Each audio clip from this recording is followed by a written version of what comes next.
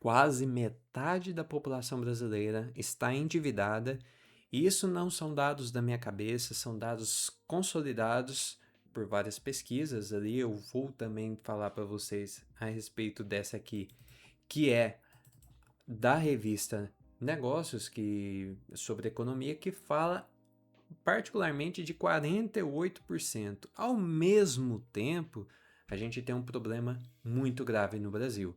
A gente tem um problema de que as pessoas, enquanto se endividam, estão querendo o aumento de patrimônio e essas duas coisas não se conversam bem. Nesse vídeo, eu quero explicar para você a profundidade desse problema. Quero também falar das consequências práticas disso e como que a gente sai dessa armadilha que o brasileiro vive diariamente. Pelo menos quase metade do Brasil vivendo isso. Se eu for te perguntar quais são as prioridades que o brasileiro responderia que tem, caso uma pesquisa fosse feita ali de rua mesmo. Bem, eu trouxe 5 das respostas mais dadas e pá, comprar casa própria, conseguir economizar, formar patrimônio, sair das dívidas, alcançar a independência financeira e abrir um negócio próprio.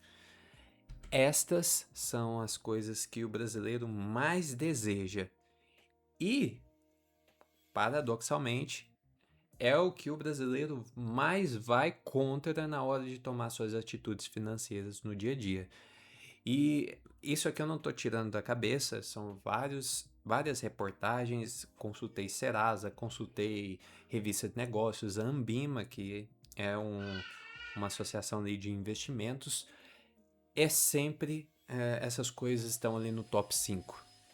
E a gente tem então diante de nós como pode ser contraditório o que se faz e o que se deseja num país, né? A gente vive em contradições internas, principalmente quando a gente está ali com vieses de curto prazo, porque a gente fala que quer coisas de longo prazo, mas não quer fazer o esforço para conseguir aquelas coisas. Então, se você sente que você está nesse patamar, esse vídeo é para você, para a gente ajudar você a sair justamente desse ponto. Pegar todos os seus viés, trabalhar os problemas e trabalhar aquilo que são as consequências do que você está vivendo. Depois falarmos quais são as ações práticas que você vai tomar para sair disso. Então curta, compartilha esse vídeo, justamente para você ter mais acesso a informações como essa. Os meus vídeos vão ser mais recomendados para você e também para outras pessoas que precisam de ouvir desse conteúdo. Voltando então, qual que é o conflito claro aqui? Queremos ter o que não podemos antes da hora. E como que a gente chegou a isso? Pense aí consigo mesmo. Qual que são as razões que vêm na sua mente para a gente chegar nesse ponto em que 50% da população praticamente é endividada, ao mesmo tempo que a gente deseja bens que precisam de um longo prazo trabalhado ali, como independência financeira, até mesmo adquirir um imóvel hoje em dia. Como? E aqui está o ponto. A gente chegou nisso pelo consumismo desenfreado, exemplo do governo, capitalismo de crédito e redes sociais aqui, trabalhar um pouco essa questão da inveja. Consumismo desenfreado. Primeira coisa, o marketing hoje ele é trabalhado não para ir no seu racional, mas no seu emocional. Então, o Brasil já não é muito conhecido por ser um país onde as pessoas são saudáveis mentalmente, né? Equilibradas mentalmente. Então isso leva elas a sempre quererem é, ceder às suas emoções na hora da compra. E o marketing sabe disso. E aonde ele vai martelar? Emoção, emoção, emoção. Isso é bem claro. Se você vai estudar marketing, hoje em dia, de internet, você já vai ver. A maioria das pessoas vão buscar a sua emoção no argumento e não seu racional. E esse essa tem sido a armadilha que fez muitas pessoas se endividarem. Exemplo do governo também é uma coisa que entra aqui, porque se o governo pode gastar mais do que ganha, do que arrecada, você também poderia fazer a mesma coisa. Mas só o exemplo do governo não é suficiente para acabar com tudo, não. Mas o que eu quero dizer aqui, principalmente de culpa do governo, é que ele fazendo isso, ele consegue jogar as consequências das despesas elevadas sobre a população. Então, praticamente, a dívida do governo é dívida sua, mas quem toma as atitudes sobre o governo são os que estão no governo. Então, esse é um problema claro e é pior ainda se você usa isso como um exemplo de prosperidade. Eu preciso gastar mais do que eu ganho para eu alcançar patamares maiores, mas você sempre está correndo atrás da dívida. E a gente também tem um capitalismo de crédito, que é um problema, onde você vai comprar as coisas, você ganha crédito e você pensa que aquilo que é crédito dado a você pelo banco é uma extensão do seu salário. Então eu ganho 5.000, tenho 3.000 de crédito, portanto eu posso gastar 8.000 por mês. Pode parecer absurdo, mas muita gente pensa exatamente dessa forma. E o motivo especificamente que as pessoas ignoram o racional e vão para o emocional justamente são redes sociais também. Você começou a ter uma propensão à inveja muito maior depois das redes sociais, porque antes a sua comparação era com um vizinho imediato, que geralmente estava numa vizinhança semelhante à sua, que vivia uma condição financeira próxima da sua, mas hoje você tem acesso a uma influencer que tem 3 milhões de seguidores e fala: nossa, às vezes a gente trabalha demais e eu preciso viajar, é preciso aproveitar o hoje, e isso que é viver. Aí corta para a pessoa lá, extremamente pobre, devendo até as calças, e ela quer fazer a mesma viagem que a influencer, que se ela fizer uma publi ali sobre a mala que ela tá carregando, a viagem dela, ela já paga a viagem dela. A gente tem que entender que a gente não está no mesmo status do que as pessoas que a gente vê lá na rede social. E isso não necessariamente precisa ser uma inveja para você. Obviamente, algumas pessoas vão falar: eu não tenho inveja e por isso eu não caio nisso. Você é influenciado até sem perceber. Você é por isso que se chama influencer. Você está com desejos que não eram naturais seu, justamente porque você vive lá jogando para cima, redes sociais o tempo todo. E por isso também eu quero ler com você, porque basicamente esse foi o problema que Asaf teve no Salmo 73. É um problema que até me estranha que muita gente não conheça, que é o problema de a gente ver a prosperidade dos outros e ter inveja. Olha, Salmo 73, 3: pois eu tinha inveja dos nécios quando vi a prosperidade dos ímpios. Até o final desse vídeo, eu quero mostrar para você como que o próprio Asaf resolveu essa questão, né? O Salmo ele começa com essa inveja inicial, com ele vendo os ímpios prosperando, mas no final tem um alento, e é esse alento que eu acho que você tem que começar também. Por ele que você começa. Consequências da dívida. A dívida escraviza, e aqui eu quero recomendar para você a leitura de Provérbios 22, 7. O rico domina sobre os pobres, e o que toma emprestado é servo do que empresta. É bem verdade que na nossa sociedade hoje a gente não tem uma escravidão igual antigamente, né? Literalmente você ir trabalhar para a pessoa para pagar aquela dívida.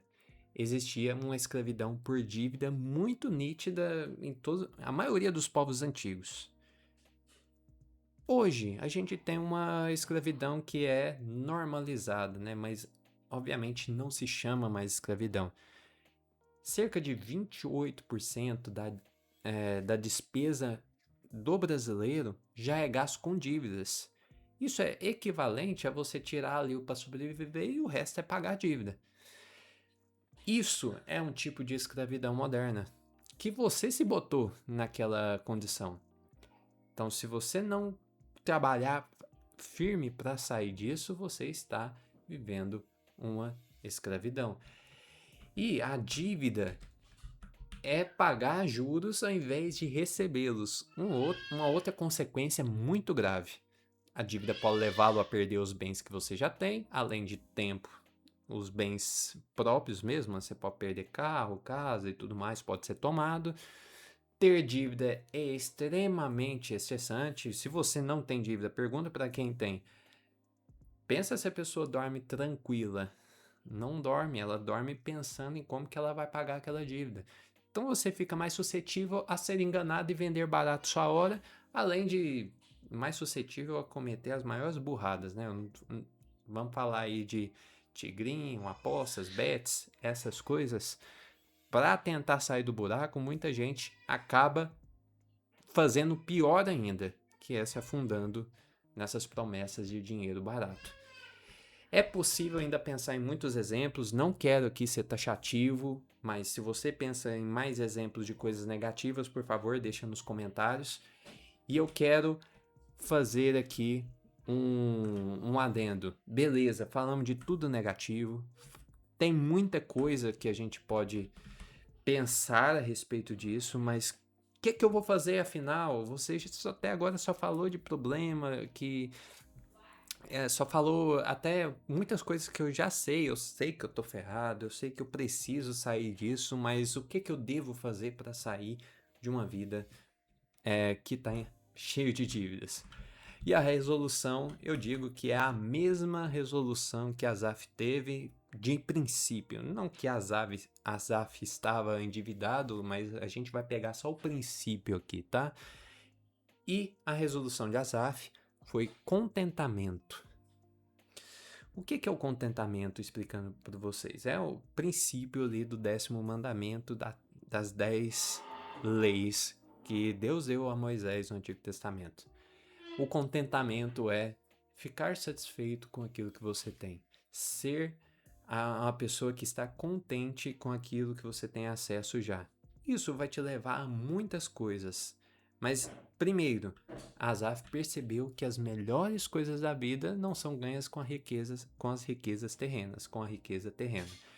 É praticamente você pegar a comparação entre céu e terra. Se céu é tão alto, é tão sublime, a terra fica menos brilhosa, assim, de uma certa forma, e eu não vou querer vender o céu para comprar a terra. Em outras palavras, eu vou ser menos tentado pela inveja, eu vou ser menos tentado a amar a riqueza. E por mais que pareça contraditório, amar a riqueza pode ser o que fez você se endividar e ficar menos rico. Então, olha para isso como uma forma de sair.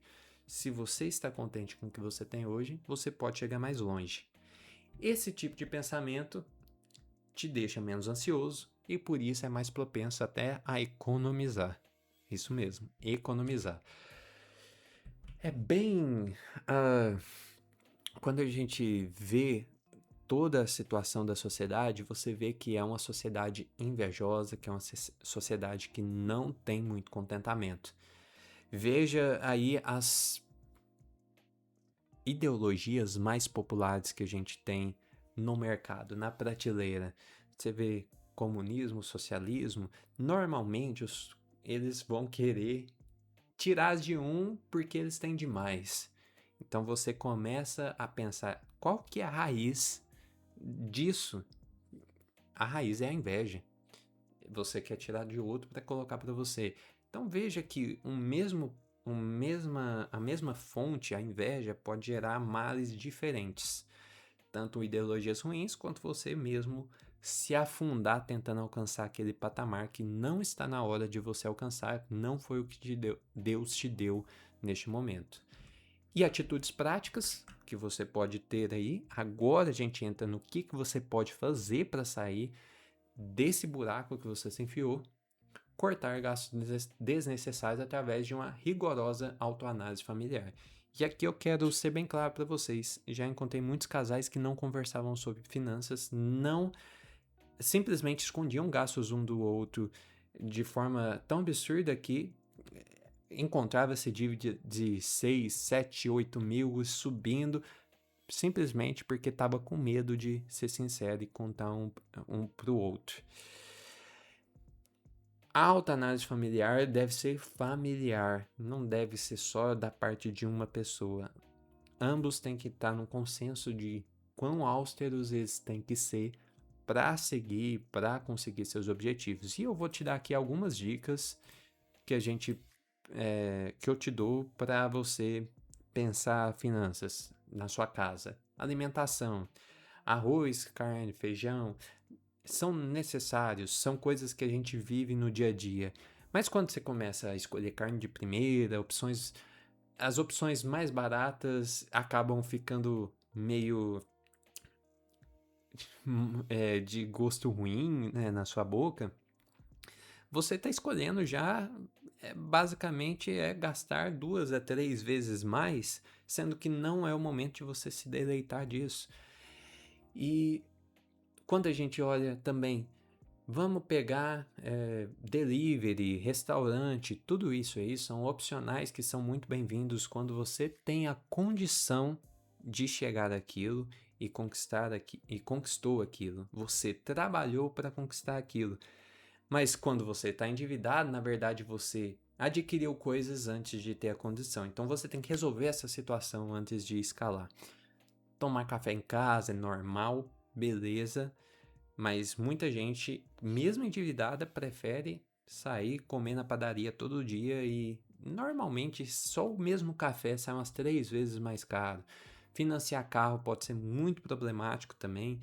Uh, Primeiro, que carro no Brasil não é barato para nós e você pode preferir ali comprar um carro muito novo e aí você vai viver pagando ele. Quando ele já estiver velho, você vai querer refinanciar outro carro e tudo mais, bola de neve, e isso toma 30, 40% do que é o seu gasto mensal que você pode ter.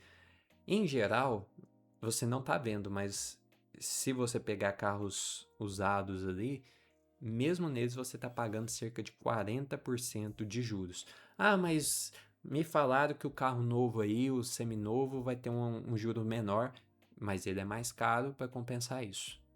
Então, você está pagando de uma forma ou de outra. Se você tivesse dinheiro à vista, você conseguiria conseguiria negócios melhores.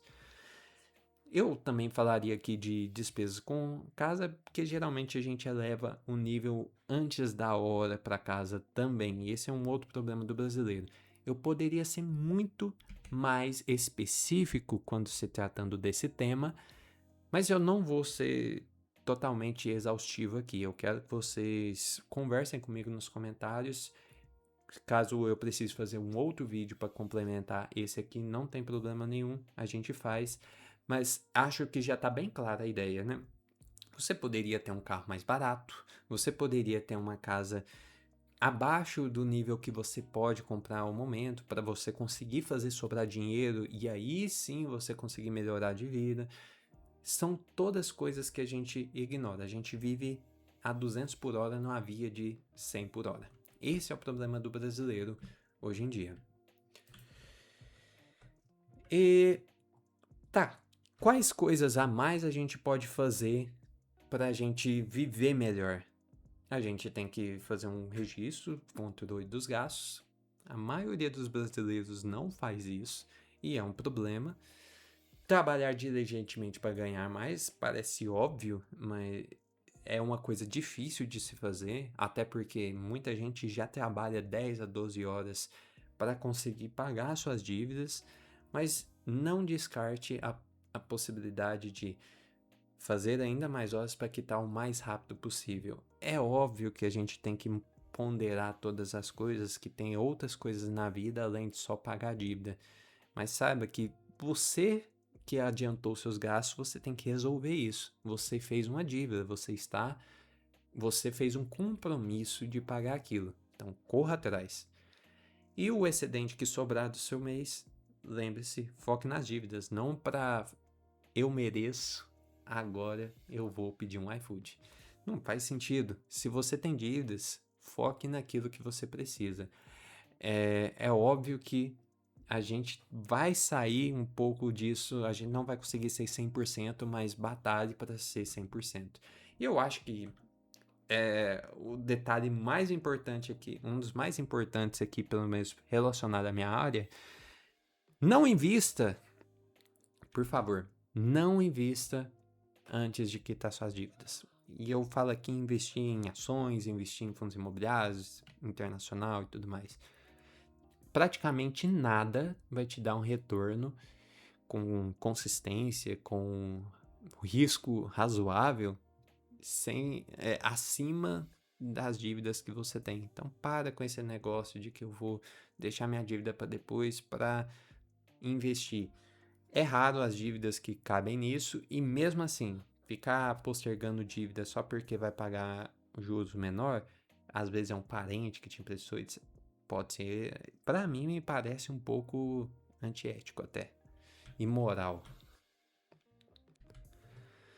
E se você cumprir o que foi ensinado nesse vídeo, você vai ter isso aqui de benefício: maior facilidade em cumprir o mandamento de Jesus em Mateus 6,25, que é não andar ansioso por coisa alguma.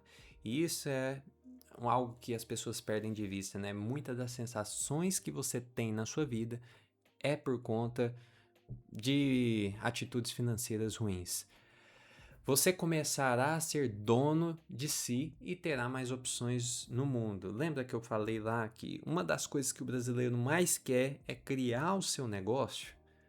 Pois é, isso é uma possibilidade que a maioria só consegue se tem uma boa reservinha. Até mesmo quando que você vai deixar seu trabalho principal, até mesmo como que você vai investir naquele negócio, tudo isso aí é uma coisa que você só consegue a partir do momento que você elimina dívidas e você tem a maior possibilidade de negociação. Inclusive, pode ser um bom motivo, se você tem um plano sólido, um caixa, um fluxo de caixa e tudo mais, um motivo para você pegar uma dívida mais saudável. Mas isso aí a gente vai entrar em outro vídeo, quem sabe mais na frente. Existem, sim, nem todo tipo de dívida é ruim, mas tem que se pensar muito bem para entrar numa dívida. Aqui eu estou falando principalmente daquelas dívidas que você faz por descontrole financeiro, não os planejamentos saudáveis de gerar mais do que você tomou de dívida. Poderá adquirir bens com responsabilidade e consciência tranquila. E aqui é uma coisa que não tem preço, você vai comprar algo que você sempre quis e você não tem culpa na consciência, aquilo lá fica muito mais gostoso de comprar. Se você compra algo que não podia, não é tão gostoso assim. Eu imagino que você já entenda ali, você já tenha vivido isso.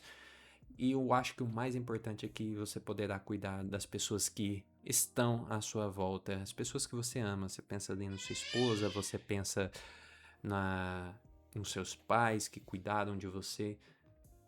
É imperativo que a gente cuide dos nossos próximos, dos mais próximos principalmente, e você está inapto a fazer isso, uma vez que você é uma pessoa endividada, descontrolada emocionalmente e financeiramente.